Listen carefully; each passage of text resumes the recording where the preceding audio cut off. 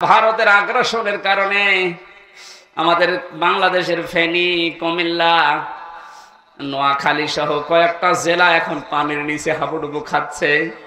আল্লাহ, তুমি এদের জন্য হামে নাসির হয়ে যাও। মানুষের ভেতরে এতটুকু মানবতা নেই, ঘমন্ত মানুষদের জন্য তারা বাঁধ খুলে এদেরকে ডুবিয়ে দিল। কত মানুষ আজকেও মারা গেছে। আল্লাহ, তুমি নিজের পক্ষ থেকে আমাদেরকে বাঁচাও। বিশেষ করে ফেনী, নোয়াখালী, কুমিল্লা, ব্রাহ্মণবাড়িয়া, আল্লাহ এই জেলাগুলোকে তোমার কুদরত দিয়ে বাঁচাও। আমিরে জামাত সেখানে লক্ষ লক্ষ টাকা নিয়ে বিভিন্ন খাদ্য সামগ্রী নিয়ে গেছে। আজকে দেখলাম সারা দেশের মানুষকে আহ্বান জানিয়েছে যে যে জায়গায় আছি সামর্থ্য অনুযায়ী বন্যা দুর্গত মানুষদের পাশে দাঁড়ানোর মতো যোগ্যতা, ঈমান আমাদের দান করো। সাতক্ষীরায় বহুবার এসেছি কিন্তু উঠতে দেয়নি। আজকে আসেন তো। এই যে পাশে কোন থানা যেন, শ্যামনগর, শ্যামনগর না, ওখানে গাবোরা নামে এক ইউনিয়ন আছে, গাবোরা। ওই জায়গায় এসেছিলাম। লেলি না, আল্লাহর ওলি আমার কথা বলতে দেয়নি। এখন শুনলাম পালিয়েছে। আপনি আজকে আসেন, আজকে আসেন, এই যে এই জায়গায় আসেন, বলেন যে কথা বলতে দেব না। দেখেন আপনার খেলা হবে। ডক্টর মোহাম্মদ ইউনূস ঘোষণা দিয়েছে গত পরশুদিন, বাংলাদেশের ভূখণ্ডে কোরআনের কথা, আল্লাহর কথা বলতে কোনো ফেরেশতার পারমিশন নেওয়া লাগবে না। কিসের পারমিশন? কোরআনে কারিম পারমিশন দেবে যে আপনি কথা বলতে পারেন কিনা। যদি কোরআন বলে যে না, আপনার কথা বলার যোগ্যতা নেই, আপনি কথা বলবেন না, চুপ করে থাকবেন, সেই আয়াতে আজকে পড়েছি সূরা বাকারার 124 নম্বর আয়াত। কথা কারা বলবে, সামনে কারা থাকবে, এই কথাগুলো আল্লাহ আমাদের কাছে জানাবে। আপনি জেনে তারপরে বাড়ি যাবেন। তাহলে আমরা যেহেতু সাতক্ষীরা, আপনারা মানুষ সাতক্ষীরার, আমিও খুলনা বিভাগের মানুষ, এই বিভাগের মানুষ। আমরা বাংলাদেশে যে মানুষগুলো কোরআনের পক্ষে থাকতে গিয়ে সবচাইতে বেশি জুলুমের শিকার হয়েছে, তার ভেতরে আপনাদের নাম আছে। ইত্তাকি দাওয়াতাল মাজলুম ফাইন্নাহা লাইসা বাইনাহু ওয়া বাইনাল্লাহি হিজাব। মুসলিম শরীফের হাদিস। আল্লাহর নবী বলেন, তোমরা বেঁচে থাকবা, ভয় করবা, সতর্ক থাকবা মজলুমের বরদোয়া থেকে। কারণ মজলুমের বরদোয়া আর আল্লাহর ভেতরে কোনো পর্দা থাকে না। এই জালেমের বিদায়ের জন্য আমার মনে হয় মজলুমের বরদোয়া সবচাইতে বেশি কার্যকারী ভূমিকা পালন করেছে। ছাত্র জনতা এবং সাধারণ যারা জীবন তো দিয়েছে, তাদের জীবনের উপরে, শাহাদতের উপরে এবং মজলুমের বরদোয়ার উপরে আল্লাহ কবুল করে আমাদেরকে স্বাধীন একটা দেশ এখন দিয়েছেন। এখনো আমরা স্বাধীন না, ষড়যন্ত্র এখনো চলছে। কথা বলেন না কেন?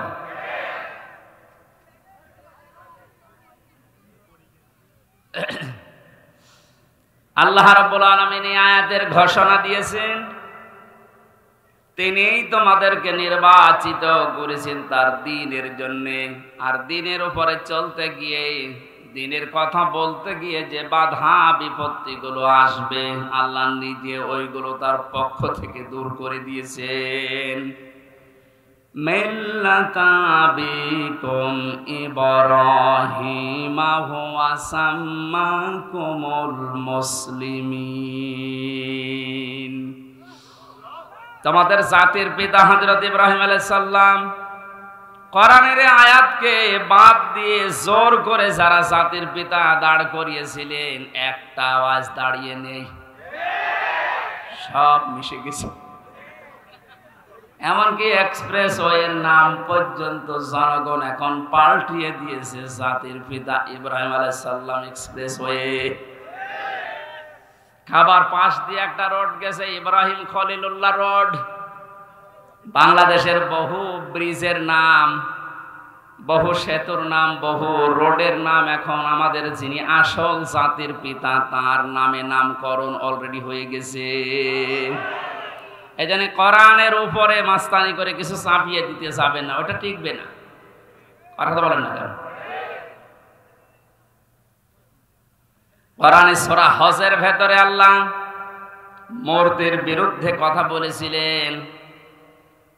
যে মিথ্যা কথা থেকে বেঁচে থাকবা আর মূর্তি পূজা থেকে বেঁচে থাকবা, অথচ সেইটা জাতির উপরে মুশরিকদের কথা মতো অনেকেই চাপিয়ে দিয়ে মনে করেছিল অমর হয়ে যাবে।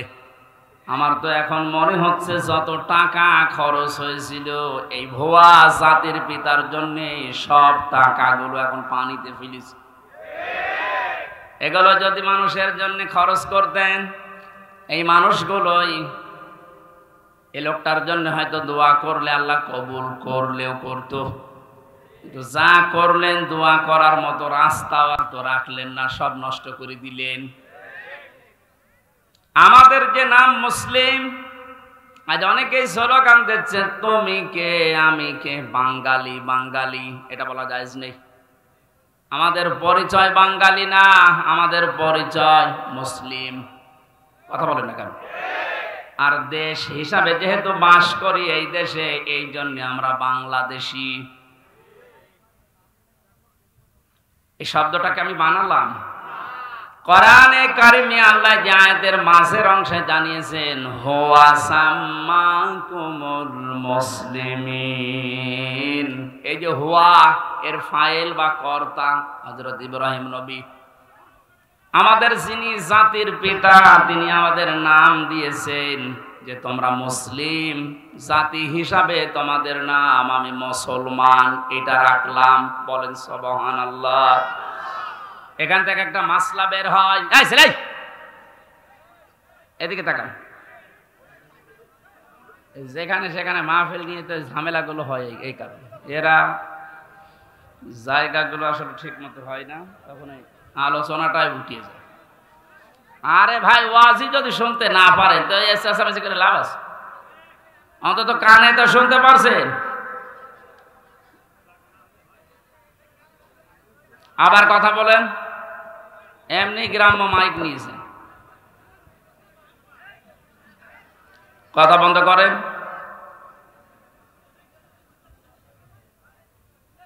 নাকি ওদের এখনো কথা বলা লাগবে? নেন, আপনাদের 30 সেকেন্ড সময় দিলাম, কথা বলেন, এরপরে আমি শুরু করছি। বলেন।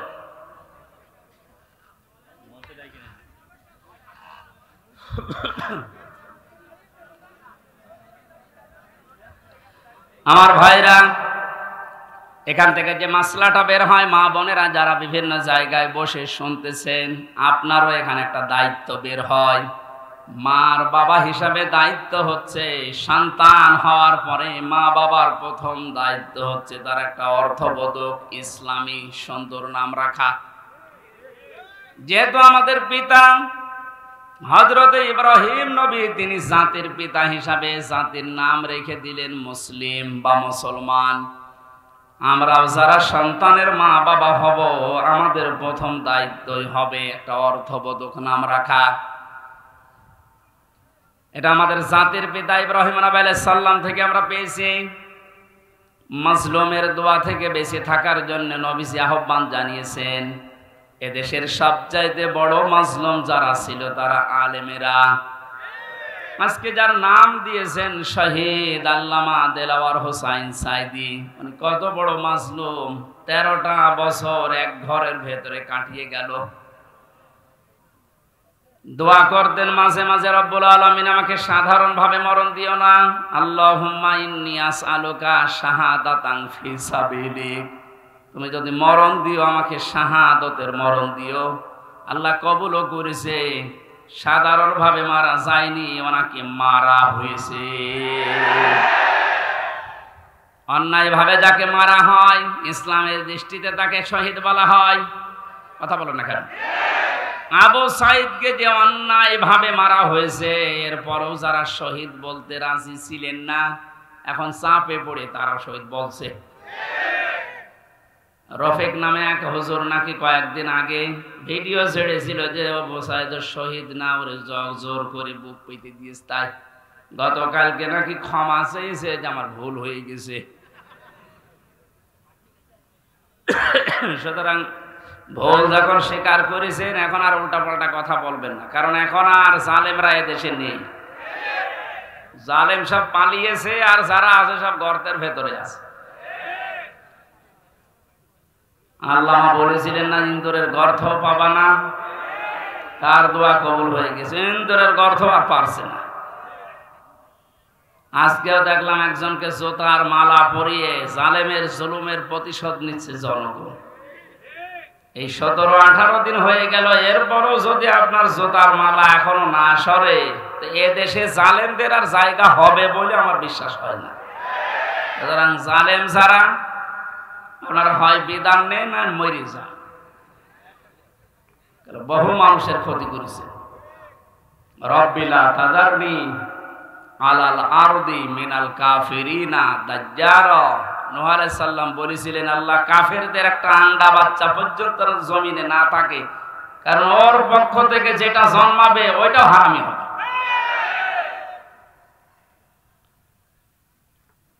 এ বড় মজলুমের দোয়া কবুল হয়ে একবারে গিয়ে দিল্লি পড়েছে। আর একটা ছোট হুজুর আমার সাথে ছিল জেলখানায়, রফিকুল ইসলাম মাদানী। পিসকে হুজুর বলে, পিসকে না, ওর বয়স এখন 30 বছর।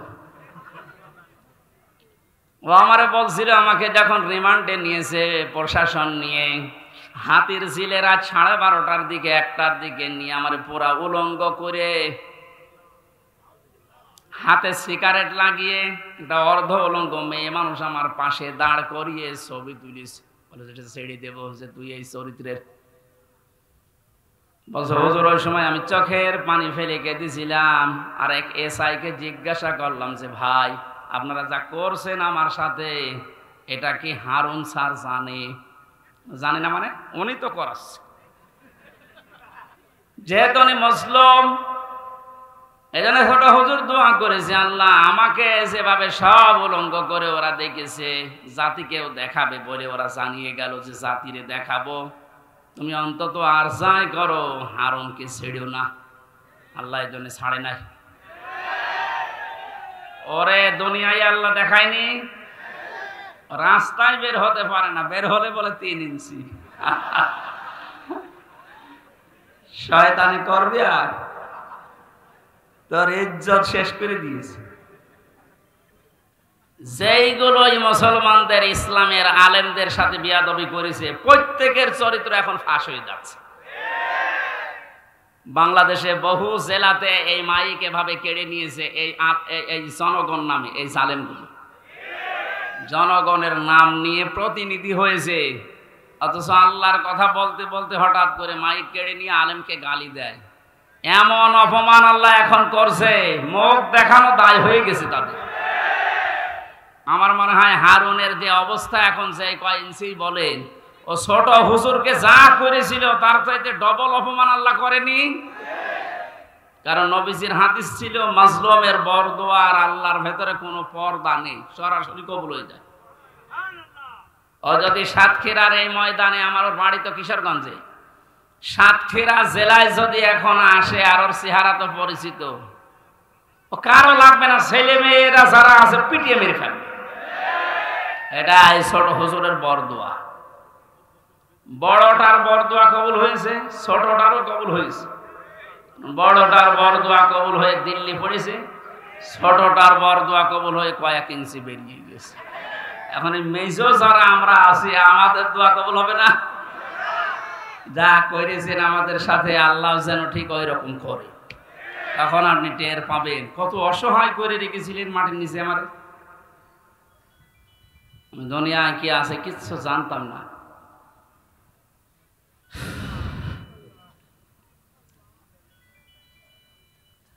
আমার ভাইরা, সাতক্ষীরার মানুষদেরকে, চাঁপাইনবাবগঞ্জের মানুষদেরকে, ঝিনাইদহ জেলার মানুষদেরকে বাংলাদেশের অন্যান্য মুসলমানেরা একটু বেশি ভালোবাসে, মন থেকে দোয়া করে, কারণ এরা ইসলামের জন্য যা হারিয়েছে আল্লাহ পাকের উদ্দেশ্যেই যেন তাদেরকে জান্নাত দিয়ে পূরণ করে দেন।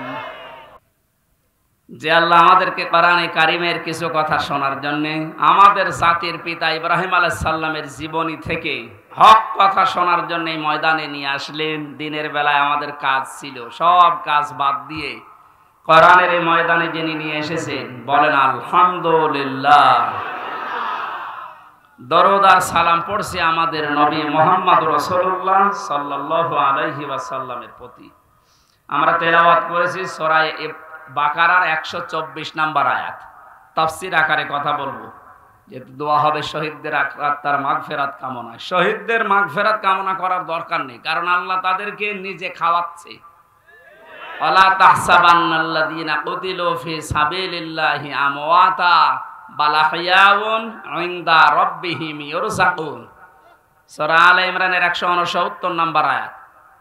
আল্লাহ পাক জানিয়েছেন, হে পৃথিবীর মানুষেরা, আমি আল্লাহ যাদেরকে শাহাদতের মর্যাদা দিয়েছি এদেরকে মৃত ভাববা না, বলবা না তো বলবাই না। ওয়ালা তাকুলু লিমা ইউকতালু ফি সাবিলিল্লাহি আমওয়াত। এই আয়াত দ্বারা আল্লাহ মুখের উপরে নোটিশ দিয়েছেন, শহীদদেরকে মরে গেছে এ কথা বলবা না। আর এই সূরা আলে ইমরান দিয়ে আল্লাহ জানিয়েছেন যে মনে মনে ধারণাও করবা না যে শহীদরা মারা গেছে, কারণ জীবন পর্যন্ত যে লোকটা জালেমের সামনে দিয়ে দিতে পারে একে মারা গেছে মনে মনে বলাও গুনার কাজ। এই জন্য আল্লাহ ওয়ালা তাহসাবান্নাল্লাযীনা দিয়েছেন, মনে মনে ধারণাও করবা না। খুব দামি শব্দ এটা, যার তার নামের আগে শহীদ লাগিয়ে দিলেই হবে। সুতরাং মানুষগুলোকে আমরা ধারণা যেন না করি যে ওরা এমনি এমনি মারা গেছে। ওরা তো জীবিত, ওরা আমাদের চাইতে উত্তম খাবার আল্লাহর জান্নাতের ভেতরে খাচ্ছে।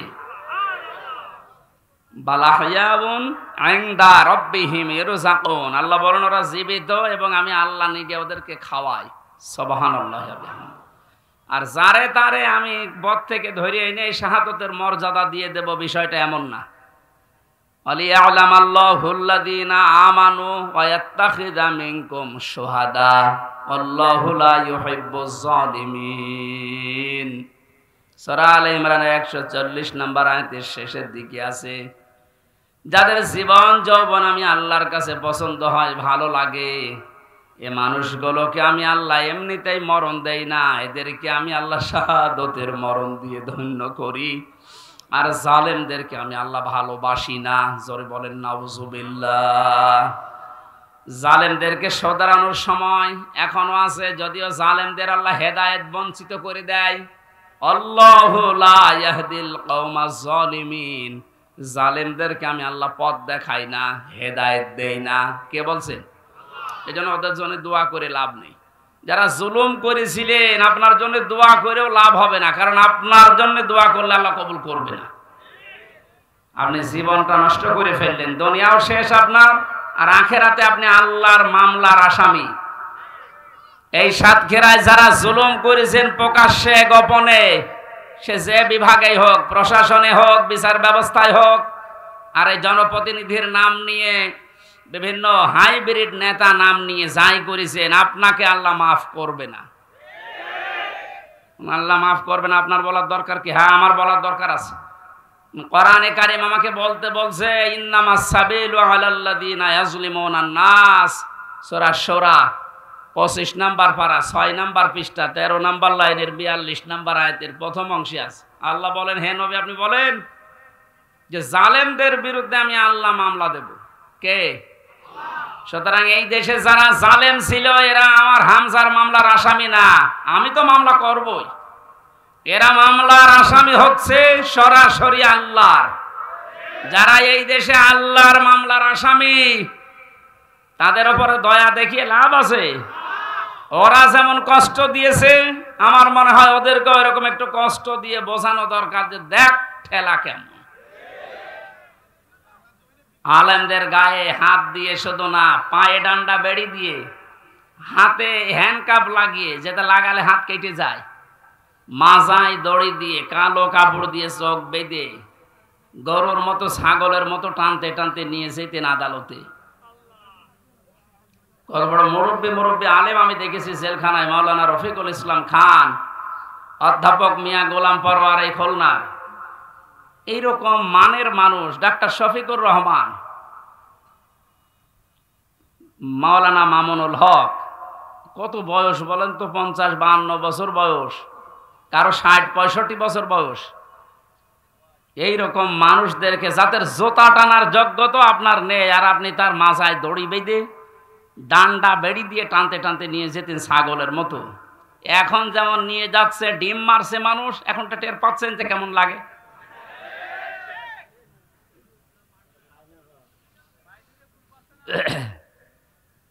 এখন যে শয়তানগুলো রিমান্ডে আছে, কয়েকদিনের পত্রিকা এবং এই যে ভিডিও আসতেছে, রিমান্ডে এখন তো আমাদের মতো কষ্ট এদের দিচ্ছে না, আদালত নাকি বলে দিয়েছে ওইসব দরকার নেই, খালি এমনি জিজ্ঞাসা করবেন। শুধু জিজ্ঞাসা করছে তাই নাকি কাঁদছে।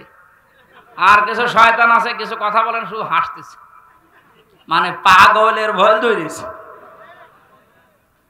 রিমান্ডে আমাদের যেভাবে এই হাতের নখ বলছে যে এইগুলো দিয়ে আমরা নখ তুলি, আমার মনে হয় ওদেরকে যদি নখ নাও তোলেন, শুধু দেখান যে এইটাই করি, ও এমনি মরে যাবে। আমার ওই কাছের ঘরের ভেতরে মাটির নিচে যখন ওই যন্ত্রপাতিগুলো বের করে বলছিল যে এই দেখেন এইগুলো দিয়ে আমরা নখ তুলি, বলেন তো সব ওরা আর আমি একা, পৃথিবীর কেউ জানে না, সব থেকে বিচ্ছিন্ন। কেমন লাগে ওই সময়। আর আপনাদের তো তাও আদালত বলেছে না কিছু বলবেন না, শুধু জিজ্ঞাসা করবেন। জিজ্ঞাসা করলে আপনি কাঁদতেছেন।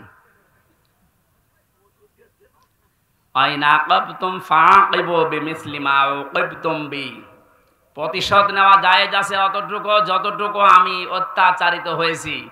ডাক্তার শফিকুর রহমান এই জন্য ঘোষণা দিয়েছেন, যাদের কারণে 17 বছর এই দেশের জনগণের বিভিন্ন সাইডে দিক এবং বিভাগে অত্যাচারিত, জুলুম, নির্যাতন, মিথ্যা মামলা, ঘরে থাকতে পারে নাই, চাকরি বাকরি দেয়নি, এবং মিথ্যা মামলা দিয়ে শুধু শেষ করেনি, মিথ্যা সাক্ষী সাজিয়েছে।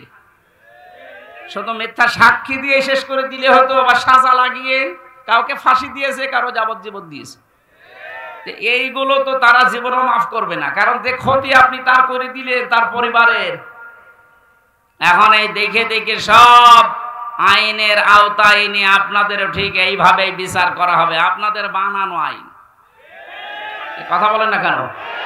যে আইন বানিয়ে রেখে গিয়েছিলেন, এখন আপনি মরবেন ঠিক ওই আইনে। আয়না ঘর আপনি বানিয়েছেন, আয়না মানে চারিদিকে আয়না দেওয়া না, কোনো আয়না নেই।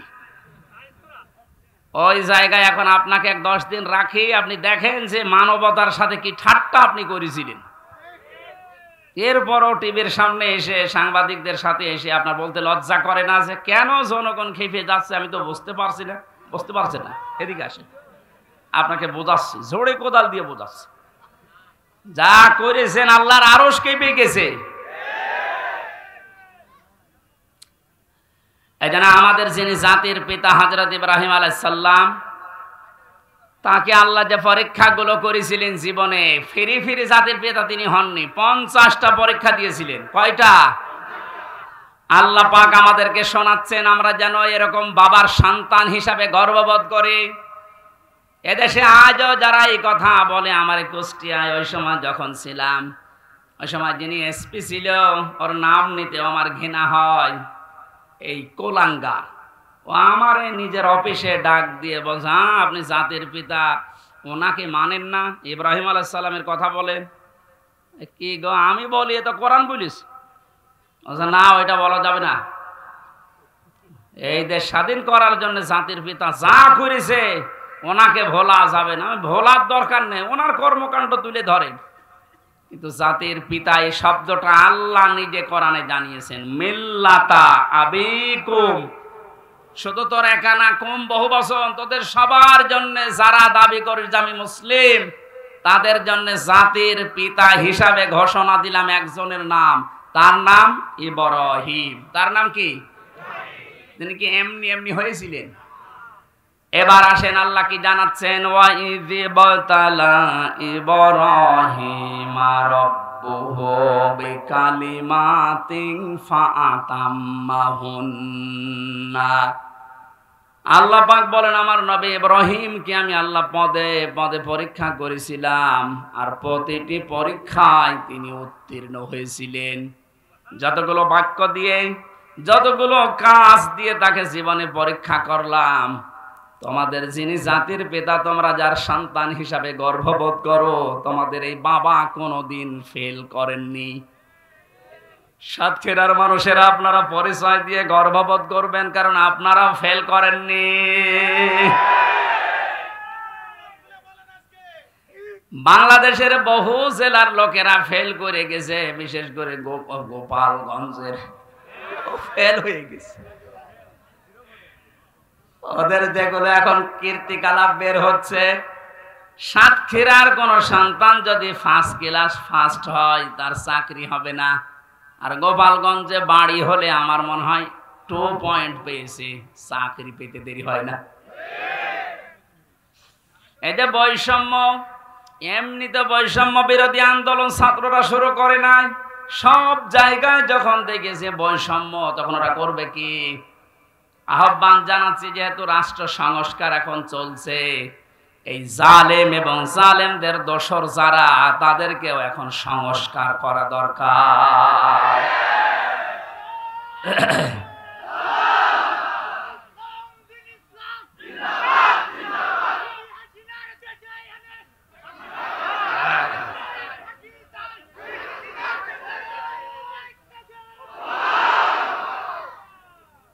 সাতক্ষীরাবাসী 50টা পরীক্ষার ভেতরে আমি পেয়েছি ঈমান সম্পর্কে পড়া। কোরআনে আল্লাহ জানিয়েছেন, তোমাদের পিতাকে 10টা পরীক্ষা করেছিলাম।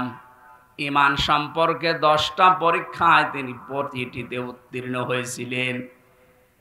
তিনিও সর্বপ্রথম ঈমান আনার জন্য খুঁজছিলেন যে কাকে বিশ্বাস করা যায়, কাকে বিশ্বাস করা যায়। আকাশের তারকা দেখার পরে মনে করলেন এইটাই আমার খোদা, এইটাই আমার রব। যখন ওইটা মিটে যায়, লিভে যায়, দূর হয়ে যায়, তখন তিনি বলেছিলেন না, যেটা দূর হয়ে যায়, ডুবে যায়, এটা অস্তমিত হয়ে যায়, ওইটা আমার মালিক হতে পারে না। তিনি খোঁজ করলেন, রাতের বেলা চাঁদ দেখলেন, মনে করলেন এটা আর একটু বড় আছে, এটা আমার আসল রব। সকালবেলা যখন দেখলেন না, ওইটাও আর নেই, মিলিয়ে গেছে, বললেন না, যেটা ডুবে যায় এইটা আমার মালিক হতে পারে না। কোরআনে কারিমে আল্লাহ সূরা আনআমের ভেতরে এগুলো আমাদেরকে শোনাচ্ছেন শিক্ষা নেওয়ার জন্য। এখানে একটা শিক্ষা বের হবে, ভালো করে তাকান। দ্বিতীয় নম্বরে, সকালবেলা যখন সূর্য দিগন্তে দেখলেন যে পূর্ব দিগন্তে সূর্য উঠেছে, আস্তে আস্তে যখন বড় হতে লাগে, প্রখর রোদ যখন হয়, তখন বললেন এইটা আমার রব হবে, এইটাই আমার খোদা হবে। সন্ধ্যাবেলা যখন ওইটা পশ্চিম আকাশে মিলিয়ে যায়, বললেন না, যেটা অস্তমিত হয়, ডুবে যায়, ওইটা আমার মালিক হতে পারে না। জাতিকে তিনি জানালেন, ইন্নী ওয়াজ্জাহাতু ওয়াজহিয়া লিল্লাযী ফাতারাস সামাওয়াতি ওয়াল আরদা হানিফা ওয়া মা আনা মিনাল মুশরিকিন। সূরা আনআমের ৭৯ নম্বর আয়াত। হযরতে ইব্রাহিম নবী জাতিকে ডাক দিয়ে বললেন, হে আমার জাতির লোকেরা, এতদিন পর্যন্ত যাদেরকে খোঁজ করে পেয়েছিলাম, একটাও স্থায়ী না, সব অস্থায়ী, সব অস্তমিত হয়ে গেছে, ডুবে গেছে। আমি আমার এই চেহারাকে ঘুরিয়ে দিলাম ওই আল্লাহর দিকে, যিনি আসমান আর জমিনের উদ্ভাবক, যিনি বানিয়েছেন এটা হানিফা। আমি একনিষ্ঠভাবে ঘুরলাম আল্লাহর দিকে। আমান আমিনাল মুশরিকিন, আর আমি মুশরিকদের অন্তর্ভুক্ত না। আমাদের জাতির পিতা তিনি শিরিক থেকে মুক্ত হয়ে ঘোষণা দিলেন যে আমি মুশরিক না। অথচ এই দেশে কত অবৈধ সন্তানেরা বিভিন্ন মুশরিকদেরকে খুশি করার জন্য জাতিকে প্রকাশ্য শিরিক করিয়েছে, মুশরিক বানিয়েছে।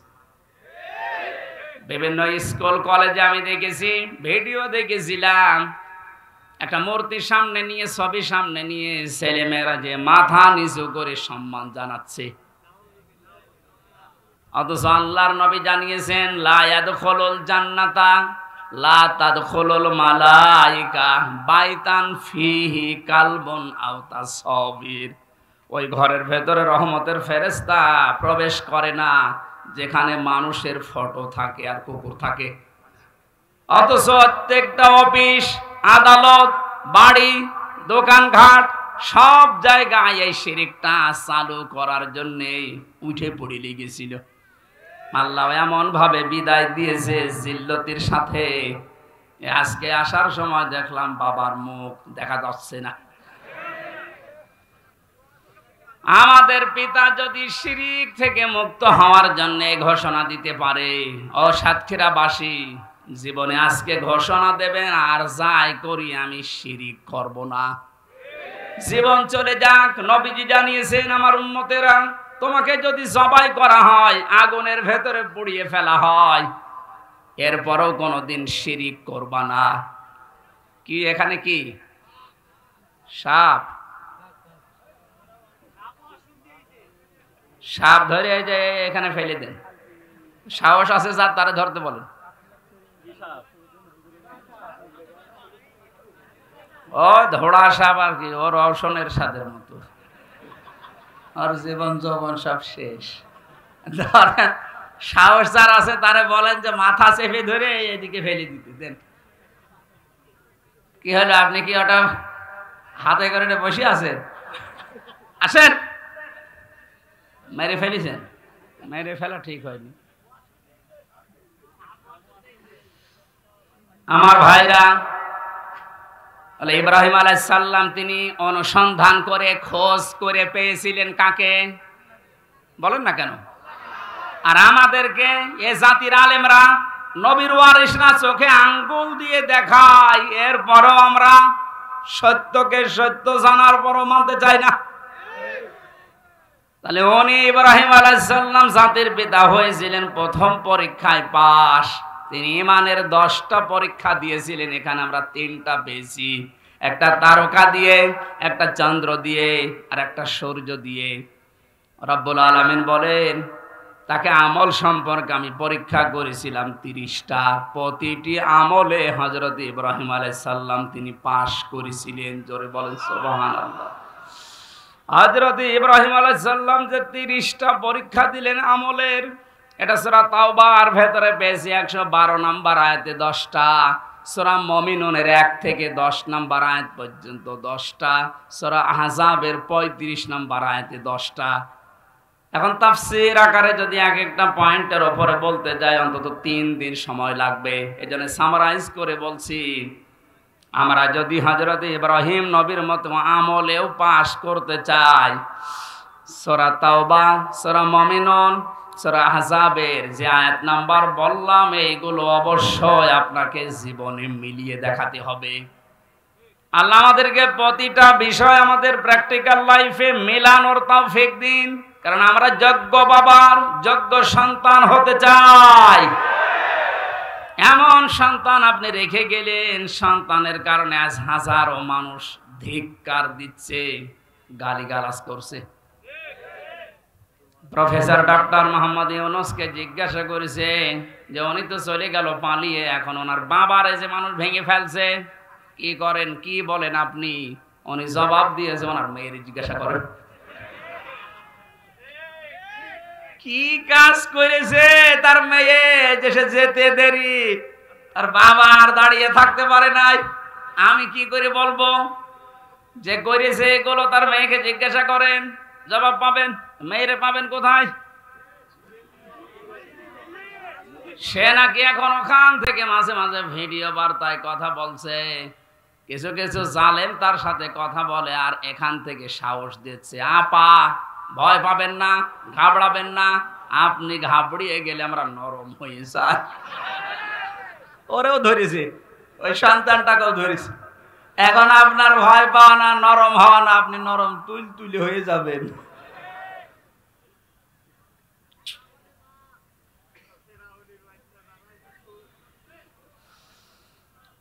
এরপরে পেয়েছি ফিতরাত বা স্বভাব সম্পর্কে তিনি 10টা পরীক্ষা করেছিলেন। এটা মারেফুল কোরআন, তাফসিরে হাক্কানি, এগুলোতে পাবেন। আমি একটা একটা করে এবার তাফসির আকারে পয়েন্ট আকারে বের করছি। হযরত ইব্রাহিম আলাইহিস সালামকে তিনি পরীক্ষা করেছিলেন, এটা আম্বিয়ার ভেতরে আছে 51 থেকে 59 নাম্বার আয়াত পর্যন্ত। আমি আয়াতগুলো লম্বা করে বলতে গেলে দেরি হয়ে যাবে, কারণ সামনে আজান, মাগরিবের পরে আবার অনুষ্ঠান আছে সদরে, এই জন্য তাড়াতাড়ি করছি। মোবাইলে তুলে নিতে পারেন, রেকর্ড হচ্ছে, কালকে এগুলো মিলাবেন। আমি 1 ঘন্টায় আর কি বলবো, যার তথ্য দিচ্ছে এগুলো মিলিয়ে যদি জীবন চালাতে পারেন, আপনি যোগ্য বাবার যোগ্য সন্তান হিসাবে মাথা উঁচু করে দাঁড়াতে পারবেন। জীবন চলে যাক, আপনি মারা যান, আর যাই হোক না কেন জীবনে যেন কোনোদিন শিরিক করবেন না। মা বোনদের ভেতরে এটা অনেক বেশি। আল্লাহ যেটা পারে ওইটা অন্য কেউ পারে, এই কথা বিশ্বাস করার নাম হচ্ছে শিরিক। এক কথায় উত্তর দিয়ে দিলাম, আল্লাহ যেটা পারে ওইটা অন্য কেউ পারে, এই কথা বিশ্বাস করার নাম কি? আপনারা আমল নামাজ রোজা একটু কম হোক আল্লাহ মাফ করবে, কিন্তু শিরিক করলে কোনো মাফ নেই। কথা বুঝতেছেন? আপনারা 5 ওয়াক্তের জায়গায় 15 ওয়াক্ত নামাজ পড়া লাগবে না, সারা দিন আপনারা সারা রাত রোজা রেখে কাটানো লাগবে না, এরকম না। আপনি আমল একটু কম হোক, কিন্তু শিরিক যেন না হয়। এই জন্য উনি ঘোষণায় দিয়েছিলেন, অমা আনা মিনাল মুশরিকিন, আমি মুশরিক না, আর যাই হোক আমি কি না। আর এমন একটা জায়গায় আমরা পৌঁছিয়ে যাচ্ছিলাম যে আমরা বলতে বাধ্য হচ্ছিলাম যে আমি দাদা। কথা বলেন না কেন? কি একটা মারাত্মক অপরাধ থেকে আল্লাহ আমাদেরকে বাঁচিয়ে দিয়েছেন। কিয়ামতের ময়দানে সবচাইতে বড় কঠোর আযাব দেবেন আল্লাহ মুশরিকদেরকে। আকাদিমনা ইলা মা আমিলু মিন আমালিন ফাজআলনাহু হাবাআম মানসুরা। সূরা ফুরকানের ভেতরে আছে, আল্লাহ বলেন কিয়ামতে যখন আমলনামা সামনে আসবে, যদি শিরিক কিছু পায়, ওটা ধূলিকণার মতো ওর মুখের উপরে নিক্ষেপ করে বলবো তোর কোনো বিচার নেই। জোরে বলেন নাউজুবিল্লাহ। সাতক্ষীরাবাসী আমি জানি, এই সমস্ত জেলাতে ইসলামী আন্দোলন একামতে দিনের সৈনিকরা মা বোনেরা বেশি। আপনাদের আর যাই হোক শিরিক করবেন না, আপনাদের যতটুকু আছে আল্লাহ জান্নাত দেবে আমি আশা করি, কিন্তু শিরিক থাকলে সমস্যা। কিয়ামতে আল্লাহ একটা প্রাচীর বানিয়ে রাখবেন আরাফ, ওখানে কিছু মানুষকে নারী পুরুষ দাঁড়িয়ে থাকবে, এই জান্নাতেও যাবে না জাহান্নামেও যাবে না। সাহাবী প্রশ্ন করলেন, হে নবী ওরা জান্নাতে যাবে না কেন? বিশ্ব নবী বলেন, সাহাবীরা এই মানুষগুলো দুনিয়াতে মা বাবার সাথে খারাপ আচরণ করেছিল, এই কারণে আল্লাহ তাদেরকে জান্নাত দিচ্ছে না। যারা এখানে আছেন হাতে পায়ে ধরে বলছে আমল কম হোক, আখলিস দীনাকা ইয়াকফিকাল আমালুল কলিল, তোর ঈমানটা খাঁটি করবে, নির্ভেজাল করবে, শিরিক মুক্ত করবি, আমল কম হলো আল্লাহ তোরে জান্নাতে দিয়ে দেবে। মা বাবার সাথে আজ আমরা অনেকেই খারাপ আচরণ করতে বাধ্য হচ্ছে। এর পেছনে যারা কল কাটি নাড়ায় তারা অধিকাংশ পরিবারে খোঁজ খবর নিয়ে দেখলে দেখা যায় তার স্ত্রী দায়ী। এই কথা বলে না। একটা মা হওয়ার জন্য যে কষ্টটা সহ্য করেছে আপনার আমার আর মা, এই পৃথিবীতে আমার মুখটা দেখার জন্য বিজ্ঞান এখন প্রমাণ করছে 57 ইউনিট কষ্ট সহ্য করা লাগে একটা সন্তানকে দুনিয়ায় আনতে মায়ের। অথচ পুরুষ মানুষ যত শক্তিশালী হোক, ও যদি মোহাম্মদ আলী হয়, তারপরেও এই মানুষটা সর্বোচ্চ কষ্ট সহ্য করতে পারে 45 ইউনিট। এর উপরে কষ্ট সহ্য দিলে ও মারা যাবে। একটা মা দুনিয়ায় আমার মুখ দেখতে গিয়ে 57 ইউনিট কষ্ট সহ্য করে তারপরে আমি দুনিয়ায় এসেছি। এই জন্য আল্লাহ আরাফ নামক প্রাচীর দিয়েছে, এদেরকে জান্নাতে দিচ্ছেন। এই প্রথম কারণ। যারা বিভিন্ন জায়গায় বসে কথা শুনছেন, আপনাদেরকে আমি জান্নাতে নিতে চাই, জান্নাতি নিতে চাই, এই জন্য বলছি দুনিয়া কি হবে কয়দিন যাবে না। আর মা বাবার সাথে খারাপ আচরণ যেন আপনার স্বামী না করে, বারবার তাকে পথে রাখেন, বোঝান। এমনকি তার নিকট আত্মীয় স্বজন যারা আছে, তার বোন আছে, তার ভাই আছে, তার চাচা আছে, ফুফু আছে, এগুলোর সাথে যেন সুন্দর আচরণ করে, তাদের হক আদায় করে, সমর্থ অনুযায়ী তাদের দেখাশোনা করে, টাকা পয়সা তাদের উপরে খরচ করে, এটা আপনি উদ্বুদ্ধ করেন।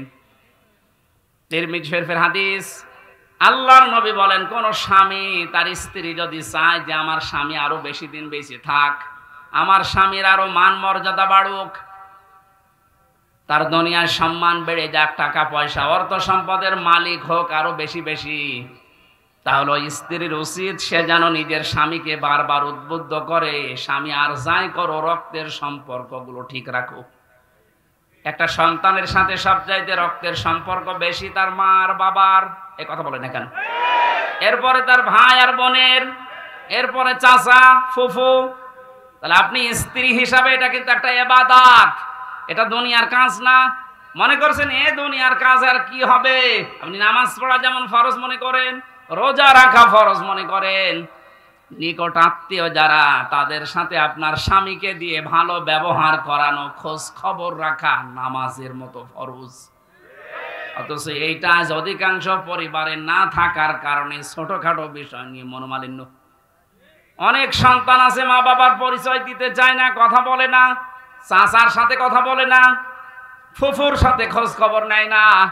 অথচ ধর্ম আত্মীয় পাতিয়েছে, সেখানে মাসে 2 বার যায়। আর নিজের আপন ফুফু গরিব, দেখাও করে না, খোঁজও নেয় না। না, আপনার নামাজ কবুল হবে না, আপনার এই বোরকা পরা পর্দা করা বেকার হবে।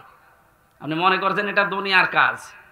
নামাজ পড়েন 6 ওয়াক্ত তাহাজ্জুদ মিলে, বোরকা পরেছেন একেবারে 14 হাত, অথচ আপনার মিল নেই ফুফু শাশুড়ির সাথে, আপনার চাচা শ্বশুরের সাথে। আমি কি আর কি মারছি বলেন? হাজারো পরিবারে এরকম নেই। আমার বিশ্ববিদ্যালয়ে এক স্যার ছিল হাদিস বিভাগে, ডক্টর আব্দুল্লাহ জাহাঙ্গীর। উনি বলছিলেন এক চেয়ারম্যান গেছে খুলনায়, সারাদিন কাজকর্ম করার পরে খুলনাতে ছেলের বাড়ি, ওখানে উঠেছে। রাত একটু বেশি হওয়ার কারণে বাবা বলছে, সন্তান আমি চলে এসেছি, একটু রাত বেশি হয়েছে, কিছু মনে করো না। বলছে আসেন বাবা। ভেতরে নিয়ে স্ত্রীকে বলছে আমার বাবা এসেছে, রান্না করো। স্ত্রী বলছে না আমি পারবো না, আমি সেই সন্ধ্যা থেকে রাত 11টা পর্যন্ত সিরিয়াল দেখতে দেখতে ক্লান্ত, পারবো না। তৎকালীন সরকার আসার পরে এই জিনিসটা অন্তত মাফ হয়েছে, ভারতের সিরিয়ালগুলো বন্ধ করে দিয়েছে। এখন আছে আর আমার মনে হয় অনেক মহিলা বরদোয়া দিয়েছে দিক, যেই বলেছে পারবো না, ওগুলো আপনার বাবা, আপনি রান্না করে খাওয়ান। চিন্তা করছে এখন যদি মারধর করে, যদি উচ্চবাচ্য করে আমার বাবা আবার জেনে ফেলবে। ঠিক আছে, কিছু না বলে বাবাকে বলছে আব্বা তুমি কি খেয়ে এসেছো? ছেলের বাড়ি কেউ খেয়ে যায়? ও তো সব কথা শুনে ফেলেছে, লজ্জার খাতিরে বলছে ঠিক আছে খাওয়া লাগবে না, আমি খেয়ে এসেছি। রাত 12:30টায়, মাত্র 1.5 ঘন্টা পরে এসেছে। আর একটা ছেলে এসে কলিং বেল চাপ দিয়েছে, বাইরে যেয়ে দেখে ওর ছোট শালা। বলছে দোলা ভাই চলে আসলাম, আসো তোমার দিয়ে খেলা শুরু হবে। স্ত্রীকে বলছে ওঠো, না তোমার ভাই এসেছে, এবার উঠিস। আমি একটু বাড়িয়ে বলছি না, ভাই এসেছে এবার উঠে রান্না বান্না করলেন। আগের যেটা ছিল ওইটাও যদি এই আচরণ করতেন, আমার মনে হয় কোন সংসারে বাংলাদেশে আলাদা হইতো না। আপনার মনটা এত ছোট কেন? একটু বড় করতে পারেন না? আর শুধু এই ক্ষেত্রে স্ত্রীরই দোষ না, অনেক মা বাবা আছে নিজের মেয়ের ভুল হলে মাফ করে দেয়। আর পুত্রবধূ একটা লোকের মেয়ে, ওর পান থেকে চুন খসলে আগে ছেলের কানে কানে তুলে দেয়। এইটা মা বাবা না, এটা ডাইনি। এ মরণের সময় বেঈমান হয়ে মারা যাবে, এই শ্বশুর শাশুড়ি ঈমান পাবে না। কারণ কষ্ট দিয়েছে মানুষকে। কাকে? যার অধিকার নষ্ট করেছেন, কষ্ট দিয়েছেন, আগে তার কাছে মাফ চাবেন। সে যদি মন থেকে মাফ করে দেয়, এরপরে আল্লাহ মাফ করবে। সুতরাং এরকম শ্বশুর শাশুড়ি এই ডাইনি মার্কা আছে না নেই? কারা আছেন এরকম হাত তোলেন তো। একজন এই লোকটা মরণের সময় ঈমান পাবে না, ও বেঈমান হয়ে মরবে। কারণ ওর দ্বারা ওর পুত্রবধূ, ওর বেটার বউ খুব ঝামেলায় আছে। সাতক্ষীরাবাসী রান্না বান্না যখন কমপ্লিট করেছে, ছেলেটা ডাক দিয়ে বলছে আব্বা তোমার বৌমা রান্না করেছে, তুমি ওঠো। বাবা কিন্তু সব শুনতে পেয়েছে, ডাক দিয়ে বলছে সন্তান আমার খাওয়া লাগবে না, তোরা খেয়ে ঘুমিয়ে পড়। সকালবেলা ব্যাগ গুছিয়ে বাপ চলে যাচ্ছে, ছেলের সামনে গিয়ে বলছে আব্বা চলে যাও মানে? তোমার বৌমা রান্না করছে, খেয়ে যাবা না? চোখের পানি ফেলে দিয়ে বাবা বলে সন্তান আমি যেদিন তোর শালা হব ওই দিন খেয়ে যাব। শুধু হাসির খোরাকি না, এটা বাস্তবতায়। শুধু আমার ওই কুষ্টিয়া জেলার ওই চেয়ারম্যান শুধু এরকম আচরণ পেয়েছে, বাংলাদেশে বহু পরিবারে অনেক মুরব্বী এখন ঠিক ওই রকমই আছে। একটা মায়ের পেটে 8টা 10টা 12টা 15টা সন্তানের জায়গা হয়, অথচ এই মা বাবা শেষ বয়সে এসে গেলে এই 15টা বাড়ি মিলেও মা বাবার জীবন চলে না, তখন পালাপালি করে খাওয়ায়। নাউজুবিল্লাহ মিন যালিক। আমার মনে হয় মুরব্বী হয়ে গেলে এদেরকে নিয়ে এই 15টা সন্তান 5টা সন্তান এরা কাড়াকাড়ি করবে, কারণ এদের পেছনে যা খরচ করবেন সবগুলো সাদগা দেওয়ার মতো সওয়াব হবে। আর আমরা যারা সন্তান আছি আমরা চাইও এটা, কিন্তু আমরা পারি না অধিকাংশ পরিবারে বোর কারণে। এইটা একটু বেশি বলে ফেললাম। যারা পারেন না বোর কারণে হাত তোলেন তো ভাই, সত্যি কথা বলেন, হাত তোলেন। ওয়াজ করা আমার ঠিক হইল না। একটা মানুষের তাহলে এই সমস্যা, বাকিগুলো সবই আপনারা জান্নাতে আছেন আলহামদুলিল্লাহ। ওয়াজ আর করে করবো কি? মেয়েদেরকে ধন্যবাদ জানাচ্ছি, সাতক্ষীরার মেয়েদেরকে আলহামদুলিল্লাহ। একটা লোক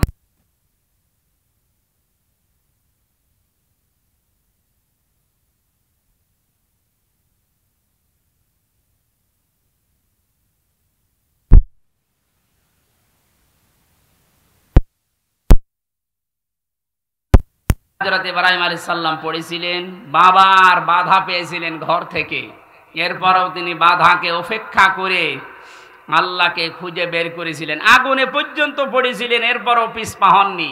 এরকম ইব্রাহিম নবীর সন্তানদের জীবনের সামনে পদে পদে পরীক্ষা আসতে পারে, ঘর থেকে, বাবার কাছ থেকে, মায়ের কাছ থেকে, স্ত্রীর কাছ থেকেও বাধা আসতে পারে। দিনের উপরে চলতে গিয়ে পিছপা হওয়া যাবে? এই পয়েন্টটা আমার নিজের দিকে তাকিয়ে বলছি, আমিও যেন পিছপা না হই। দুনিয়া একদিকে যাক, ইসলাম থাকবে আমার সামনে ইনশাআল্লাহ। দিন কায়েম করা এটা আমার জীবনের মূল লক্ষ্য এবং আসল কাজ। এটা জীবনের মেন কাজই এইটা। পৃথিবীর প্রত্যেকটা নবীকে আল্লাহ বলেছিলেন আনাকিমুদ্দিন, যে আমার ইসলাম কায়েম করেন, এ বিষয়ে কোনো মতপার্থক্য করবেন না, কারো বাধা মানবেন না। সুতরাং আমরা যেহেতু এই যে পৃথিবীতে দিনের খাদেম, কামলা, লেবার, যতদিন পর্যন্ত জীবনের শেষ দিন না আসে, বেতন হিসাবে জান্নাত পেয়েছি এ ঘোষণা না পাই, ততদিন পর্যন্ত আমাদের কোনো থামাথামি নেই। নামাজ যেমন ফরজ মনে করে পড়ি, রোজা যেমন ফরজ মনে করে রাখি, দিন কায়েম করব, আন্দোলন করব, এইটাও ফরজ মনে করি। আল্লাহ আমাদেরকে ওই রকম ঈমান তুমি ইব্রাহিম নবীর মতো দান করো। সমাজের বাধা পেয়েছিলেন, রাষ্ট্রের বাধা পেয়েছিলেন, বনবাসে পর্যন্ত গিয়েছিলেন। আমি তাফসিরের প্রায় 22-23টা তাফসির থেকে নোট করেছি, সবগুলো বলতে গেলে সময় পাচ্ছি না। হিজরতের পরীক্ষা দিয়েছিলেন, জবাই করেছিলেন সন্তানকে, প্রত্যেকটার শেষে কোরআনের আয়াত সেট করেছি। এরপরে কাবা নির্মাণ করে পরীক্ষা দিয়েছিলেন আল্লাহকে, হজের 26 নম্বর আয়াতে আছে। ফিতরাত সম্পর্কে তিনি পরীক্ষা দিয়েছিলেন 10টা, এই মাথার ভেতরে 5টা। নাকে পানি দেওয়া এই কাজটা ছিল না, এই জন্যে আল্লাহ করোনা দিয়েছিলেন। বহু বিমানবন্দরে আমি দেখেছিলাম, অমুসলিম বিমানবন্দরে যে সমস্ত দেশে ওরা পানির ব্যবহার করতো না, টিস্যু, শুধু টিস্যু দিত, এমনকি টয়লেট করার পরও টিস্যু। আল্লাহ এমন সিস্টেম করে দিয়েছে, নাকে পানি দিবি না, প্রতিদিন নাকে পানি অন্তত 5 বার করে দে। করোনা নামে যে রোগ, এটা আস্তে আস্তে দূর হয়ে যাবে। এটা আল্লাহ দিয়েছিলেন মনে হয় এই ইব্রাহিম নবীর এই ফিতরাতের প্রথম যে কাজটা ছিল নাকে পানি দেওয়া। কত রকমের জার্ম দিনের ভেতরে আপনার নাক দিয়ে যায়, যত পরিষ্কার থাকবে তত রোগ থেকে আল্লাহ আপনাকে বাঁচাবে। এটা বিজ্ঞানসম্মত। 2 নম্বরে প্রতিদিন অন্তত কারণে অকারণে কুলি করবেন। মুখের ভেতরে যে সমস্ত জার্মগুলো আছে, কুলি করার দ্বারা আল্লাহ দূর করে দেয়। আমাদের জাতির পিতা ইব্রাহিম থেকে এগুলো পাওয়া। 3 নম্বরে তিনি মেসাক করতেন। হয় মেসাক করবেন কোনো ডাল, কাঁচা ডাল দিয়ে, তাহলে দাঁত ভালো থাকবে। যদি এরকম ব্যবস্থা না হয়, বিরাস ব্যবহার করতে পারেন। 4 নম্বরে তিনি গোপ দাড়ি কাটতেন, কিন্তু মুষ্টির ওপরে। প্রত্যেকটি নবীর দাড়ি ছিল 1 মুষ্টির নিচে। এরপরে ওনারা দাড়ি কাটা জায়েজ আছে, কিন্তু এর উপরে দাড়ি কাটা জায়েজ নেই। মোষকে বড় রাখা যাবে না, যদি ছোট ছোট করে রাখতে পারেন জায়েজ আছে। একেবারে রবীন্দ্রনাথ ঠাকুরের মতো রাখলে দই খেতে পারবেন না। এরপরে তেল ব্যবহার করতেন প্রত্যেকটি নবী। আমাদের জাতির পিতা ইনি শিখিয়েছেন তেল ব্যবহার করা। এখন তো ফ্যাশন হয়ে গেছে, মেয়েরা পর্যন্ত এখন আর মাথায় তেল দিতে চায় না, শুধু শ্যাম্পু দেওয়ার পরে চুল ফুলিয়ে থাকতে চায় কন্ডিশনার দিয়ে। না, মেয়েদের চুল হচ্ছে শুধুমাত্র স্বামীর জন্যে। এই মাসলাটা মনে রাখবেন, স্বামী বাদে মেয়েদের চুল তার বাবাকে দেখানো জায়েজ নেই, শুধু হালকা জায়েজ আছে দুলা ভাইকে দেখানো। এরপরে খাতনা করা, ছেলেরা যারা আছে খাতনা করা দরকার, যারা করেননি দিয়ে দেবেন, এটা অনেক রোগ থেকে বাঁচাবে। নাভির নিচের লোম পরিষ্কার করা, ঢেলা কলুপ ব্যবহার করা, নখ কাটা 7 দিনে একবার, এরপরে বগলের লোম পরিষ্কার করা। এই 10টা ইব্রাহিম নবীর ফিতরাত বা স্বভাব ছিল।